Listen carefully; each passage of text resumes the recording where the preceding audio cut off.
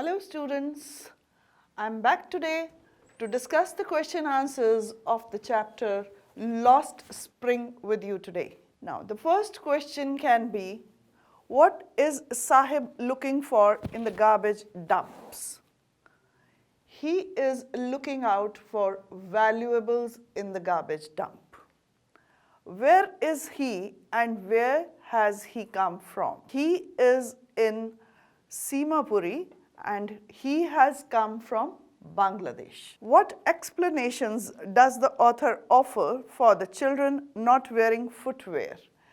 The author offers the explanation that most of these children do not have footwear. They walk around barefoot, and if at all they have, they do not wear it out of habit. At times they would say that they've forgotten it, and at times they would say that they feel better walking barefoot. Now, is Sahib happy working at the tea stall? Explain. No, Sahib is not happy working at the tea stall because he is no longer the master of his own will. He has to work according to the owner of the tea stall, and he has to work from morning till evening, whereas when he was a rag picker, he used to get free by noon and go back home. What makes the city of Firozabad famous? The bangle making industry makes Firozabad a famous city all over India. Mention the hazards of working in the glass bangles industry. The various hazards that the workers face in the bangle industry are that the rooms are not well lit, the temperature is very high, and they are not paid enough for the work, for the hard work that they are putting in. They lose their eyesight during this work throughout their lives, but they are not compensated or paid well enough. These are the common hazards of working in bangle industry.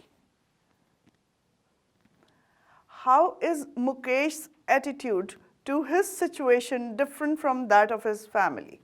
Now, Mukesh's attitude is different from that of his family in the sense that his family has accepted the profession of bangle making as something which they have inherited from their forefathers.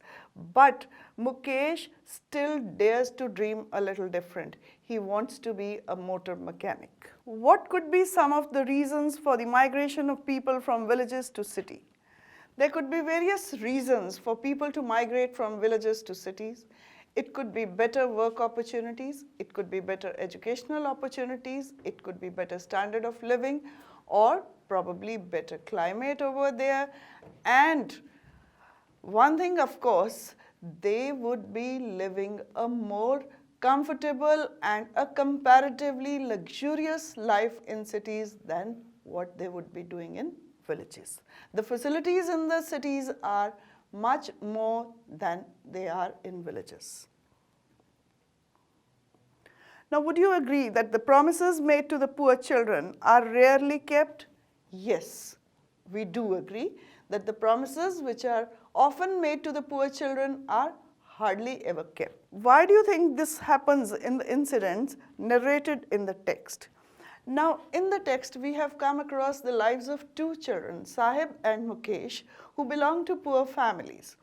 Sahib was promised by Anees Jung that she would make a school and he could go to that school.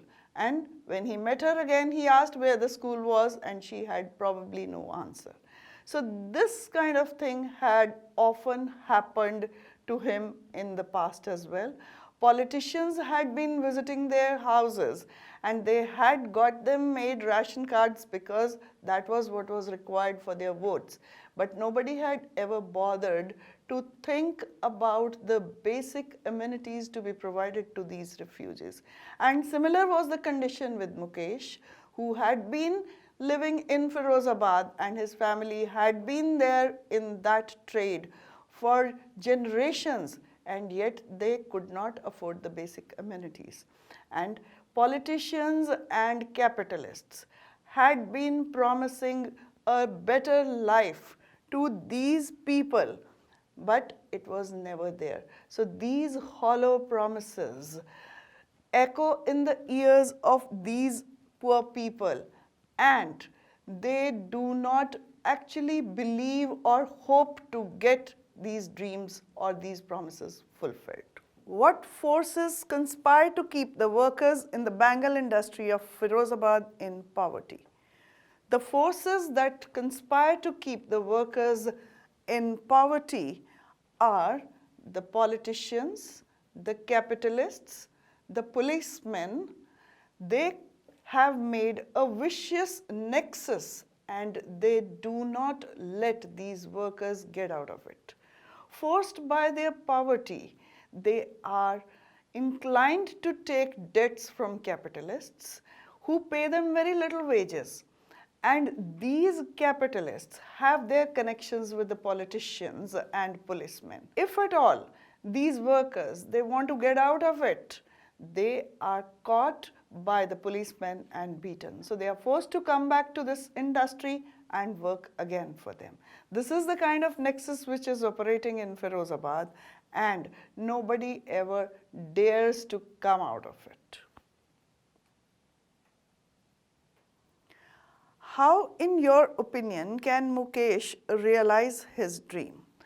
Now, in our opinion, Mukesh can realize his dream if he works a little extra and become an apprentice to become a motor mechanic, or if he is given an opportunity by someone, like someone just gives him extra money so that he can feed his family, and instead of going to the bangle factory, he takes up the job of a motor mechanic, learns how to repair cars, and that is how he can change his destiny and realize his dream. Why should child labor be eliminated and how?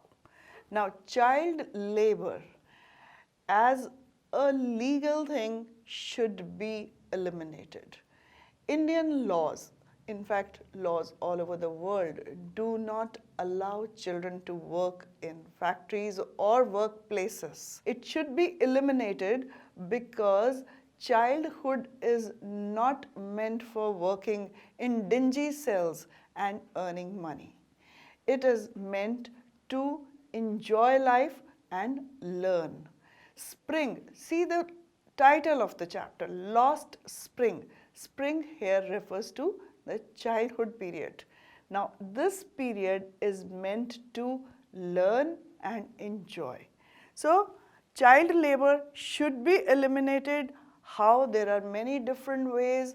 First is there should be strict laws. There are strict laws, and we as elders of the society, we as good citizens of society should not ever engage children in our homes or workplaces just because we have to pay them a little less. Instead, we should provide them opportunities where they can go to schools and learn the basics. Government has made provision for free and compulsory education up to 14 years of age, but still we see children working at workplaces like tea stalls or domestic places, and parents who have many children and are poor, they do want more earning hands and they force their children to go and work and earn money for them. But this can be eliminated if we all cooperate and prevent children from working. That's all about the questions that I had to tell you.